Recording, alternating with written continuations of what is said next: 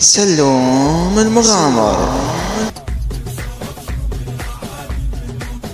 طبعا الكل يعرف هذا الشخص، اسمه أنور أبو عراق. اليوم راح أطلع لكم المقاطع الفضايح ملاته، أو يعني يحكي على باسم الكربلائي، ويحكي على سمير صبيح، ويحكي على هواي ناس صاعدة وهو ما يعرفهم بس يحكي عليهم. تابعوه مشاهدة جميلة. يا اخي وجهة نظر حب الأنا. انا هسه اليوم من تقول لي فلان ما ادري منو احسن منك، اقول لك مو احسن مني.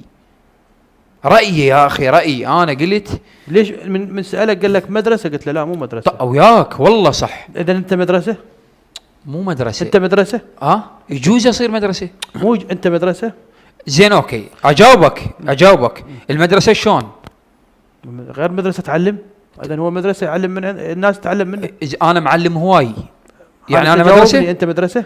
انا اذا المدرسة تعلم هواي، ايه؟ انا معلم ومنطي وموصل هواي شعراء وهواي مهاويل بالوسط. واكو منو انت الخاطر النجف؟ منو انت؟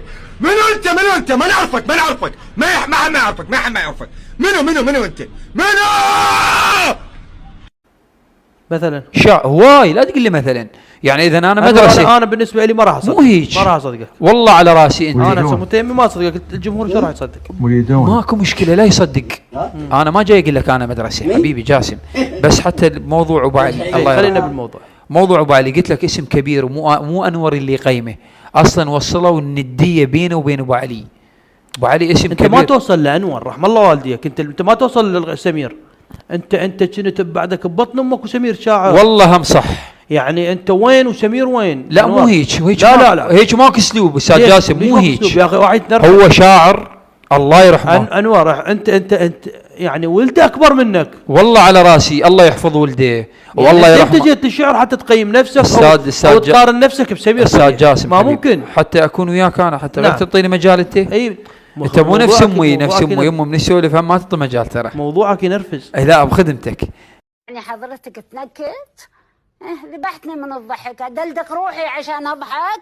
يلا شب يلا بس. قلت لك كل الاحترام إله والعمر الشعري، واني ما اوصل لك شعر وكعمر اكبر مني. هسه يجوز شعر باكر يجوز اكبر واصير احسن منه يجوز. لا ما تصير. هسه يجوز يعني ما تصير. انت عندك انا يجوز اصير. انا شنو قلت انا اشهر من سمير صبيح. اي صح. وبعدك اشهر تقول طبعا.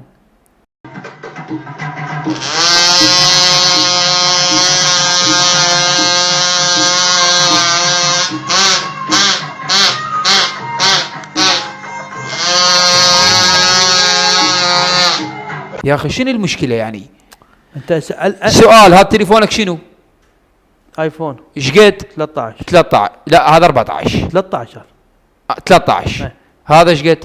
وين ادري. 11. انا عندي تليفوني احسن من تليفونك لو تنقلب الدنيا. عندك احترام؟ نعم. انها احترام. الله العرب بالعقل. تجاوز؟ مو تجاوز. هسه انا تجاوزت من قلت لك تليفوني احسن من لا. شنو هذا؟ رايك. هذا رايي. تحترم رايي ولا عمي؟ انا احترمه. هاي انا قلت وجهة نظري. يا اخي نايم وفزيت كلي، وقالوا الميت كبير. قلت معقولة يتوفى ويصفى تابوت الضمير. قالوا تدق القوافي وتلطم شلون الضرير. عزلت بو بالشعر والذكريات، بعد لا قائد بقى ولا ظل أمير. يا شعرنا الشعبي عزل وصرخ الميت سمير. يا شعرنا الشعبي عزل وصرخ الميت سمير.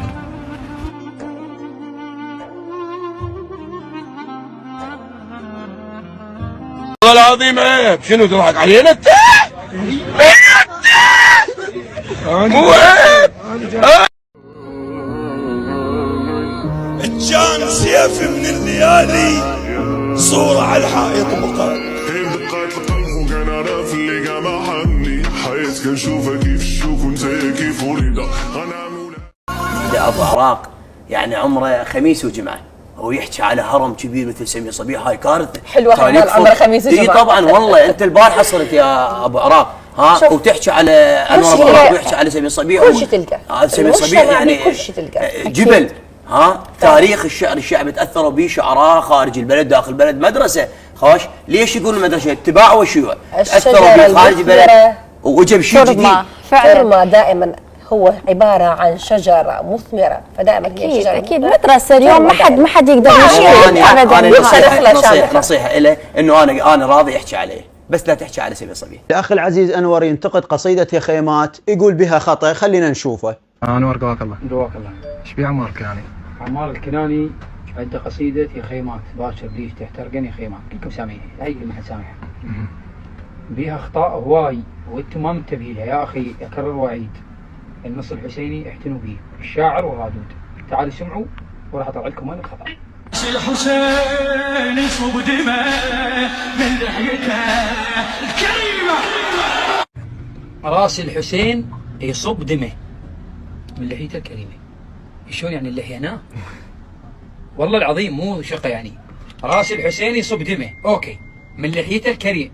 طبعا انتقاد الأخ أنور ليس بمحله ولا يحمل أي نوع من الصحة، لأن أولا لو تدخل للجوجل وتكتب شنو أعضاء الرأس راح تلقى شكو شيء بالوجه هو ينتمي للرأس، وتقدر تتأكد من هاي الصورة. على سبيل المثال عظم الفك اللي اللحية هي تنتمي إليه هو أحد أعضاء الرأس. ثانيا شوف الطبارة من يطبرون، أول ما يطبر هنا ماكو شيء يبين، لا أكو شيء دم ولا أي شيء يبين، ما تحس إلا الدم وين نزل للحية، لأن هو مادة يسيل، مادة سائلة مثل الماء. الماء هسه من تسبح مو تصب على رأسك، بس هو وين تلقاه؟ على جسمك كله. إلا واحد يسوي هيك يفرك بالدم، يا الله أول ما يبين على رأسه، بس هو كطبيعة أول ما ينزل منه على الزليف يسيل وينتقل إلى اللحية. مثال ثاني، الناس اللي يقومون بالمجهود، يعني يتحرك يقوم له بجهد بعمل، شوف من تعرق قصته وين ينزل العرق؟ على زلوفه الى ان ينتقل للحيته وحتى على الرقبه. والروايات تقول انه الامام الحسين عليه السلام عنده عمامه، فمن ينضرب براسه الدم ما يبين اول شيء براسه لان موجوده عمامه، فاكيد يبين بلحيته برقبته. هذا ايضا جانب. وطبعا الامام الحسين من انضرب ما بقى هيك واقف، هو ترى كل جسمه بيدم، عينه، حاجبه، اذانه، وطبعا زياره الناحيه المقدسه بها كل هاي التفاصيل. بعدين المقولة تقول أجمل الشعر ما يؤول إلى أكثر من تأويل، فلأن لحية الإمام الحسين سلام الله عليه بيضة ووجاه الدم أحمر، فأول ما بين الدم باللحية. قد يكون أيضا هذا التفسير. وخلينا بعد شوي ناخذ أمثال من الحياة. يعني شوف اليوم إذا خابروك قالوا لك فلان سوى حادث، راح تقول لهم وين الضربة؟ يقولوا لك براسه. الله يبعدكم إن شاء الله عن الحوادث. يقولوا لك براسه، فمن تروح وين تلقاها لو بعينه، لو بحاجبه، لو بحلقه، بس هو ايش قال لك؟ قال لك براسه. هذا كله هو رأس، كل شيء ينتمي هذا هو رأس. وحتى أقنعك أكثر، أنت تقول الرأس بس هذا معناها على كلامك أنه الإسلام والمسلمين كلها على خطأ بالنسبة لغسل الجنابة، لأن غسل الجنابة يقول لك غسل الرأس والجزء الأيمن من الجسد والجزء الأيسر. زين احنا شو من نغسل الإذان ونغسل حتى الحاجب، حتى الرمش، حتى اللحية، وبالإضافة حتى الرقبة اللي جاي، هذا كله لازم ينغسل. والإمام الصادق سلام الله عليه يقول لا تترك جزء هيك رأس الإبرة بجسمك ما يلوحه ماي، كل هذا نغسله. زين هو يقول رأس، زين ليش أغسل اللحية؟ ليش أغسل الشارب؟ ليش هو غير يقول رأس بالفقه يقول رأس، غسل الرأس. زين أنا هذا كل هذا رأس، هذا كله رأس. يا أخي يا عزيزي، نسأل الله العلي القدير أن يوفق كل خدام الإمام الحسين، الرادود عمار الكناني، وشاعر القصيدة علي عويز الشويلي، وحتى الأخ أنور الله يوفقه إن شاء الله ويحشرهم مع محمد وآل محمد. السلام عليكم. وعليكم السلام حبيبي. أبو عراق بعد روحي. قصيدة سفرة إلى الله. ايش بيه؟ الرادود حيدر البياتي والشاعر مصطفى العيساوي بن البصرة، تحياتنا لهم. لكن خطأ. شنو الخطأ؟ بيها خطأ بيت يقول شراع السفينة يمشي. شراع السفينة يمشي. الشراع ما يمشي، القبطان اللي يمشي بالسفينة. اكو فرق بين الشراع إثبات إلى السفينة، والقبطان هو اللي يمشي السفينة. مو خطأ وما يجوز. ولا بد أن يكون لها شراع وصارية واحدة على الأقل كي تحمل الشراع الذي يعمل على تسخير قوة الرياح في تحريك السفينة الشراعية. ميلاد اكتشف المصريون أن الأشرعة يمكن أن تجمع الهواء، فتم توظيف استخدامها لدفع القوارب الشراعية. 5 ايفونات. ليش؟ شاعر ومعروف، عندي دوز سولافة تقبلينها. مطالبات الشعب العراقي وانور ابو عراق موبايل ايفون من ال6 سولاف. ترسم الشعراء نوعين، بيهم ناس تريد الطشه حلو، وبيهم ناس تدور سمعه حلو. جاسم هذا الشاعر ياهو ولقيته بسوق الجمعه. يا الله، سؤال اليوم الكل شيخ، الكل خير، الكل عشائرنا الكرام، الكل شاعر، الكل ذاق، الكل واحد يطلع عنده هذا الفيديو. نعم. يقول بالدلة باوعلي. نعم.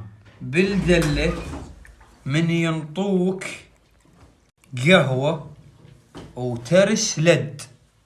خوش. يعني ترس لد. نعم. معناها شنو؟ شنو يعني؟ يعني متروسة بالقهوة بالدلة من ينطوك قهوة وترس لد. نعم. معناها شنو يكون؟ منتظرة كبرت. احنا عفونا من الشعر، بس وظفتها بشعر. اريد شنو معناتها لا واحد يترس لك انت شنو تقصد هسه؟ شنو تريد؟ يعني اقول لك اذا تروح ضيف ويترسوا لك القهوة ترس، هي المعروفة ربع الفنجان. نعم. او اقل. معلوم. شنو معناها؟ جاوب. شباب طبعا شفتوا سؤال الشاعر انور ابو عراق من محافظة البصرة. الجواب من محافظة الناصرية. أقول له معناها ما يردون تقعد بالمضيف بترسة الفنجان كان طردة للضيف. أنور أبو عراق. كثرة الأسماء ما نقدر نحفظهم. أنور حبيبي قصيدة كلش جميلة جدا. الله يخليك. بس الدلالات اثنين ما وصل لي يعني. محزم بجام شنو؟ أنت تقصد الدواعش؟ نعم. العدل. صحتنا وفرعينا احجارنا دروب من جهادوتهم متحزم بجام.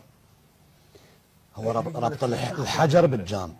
اي يعني من جو. احنا متحزمين بحجار، هم جو متحزمين بجام. على كيفك، عيد لي اياها براحتك. صحتنا وفرعينا احجارنا دروب، يعني بكل درب خلينا احجار من جو متحزمين بجام. هم هي شخص يعني. حلو. اي الله يخليك. يعني اي جميل جدا. نعم جميل. الوان خضراء. هي اول علق لون اخضر. الوان خضراء. لا حاصلت القافله. لا الله يخليك. احسنت. لا الله يخليك انور حبيبي، عاشتي لي حبيبي استاذ. الله يوفقك. الله يخليك استاذ. قصيده جميله جدا. هي بس الوقفه امامكم فوز الله شاهد. الله يسلمك. بس احنا ندرب الدلالات، نريد مستقبلا اللي نعول عليه بالمستقبل، اللي ما نريد بالمستقبل. قال لك على هاي الشغله. نعم. هذه يوضح مو بس احنا قاعد نبوع عليك. اي صحيح. ترى دول راح تبوع عليك. نعم. زين عالم راح تبوع عليك. انت كلش واثق من نفسك. الله يخليك. حضورك كلش حلو يخبر، ونصك جميل، واللغه مالتك بيضة ونظيفه. الحشد قلق الكون، قلق امريكا، مخاوف كبيره صارت عندهم من شيء اسمه الحشد، لانه امريكا بعظمتها بجبروتها الظالم المتغطرس ما قدروا للقاعده في وقتها.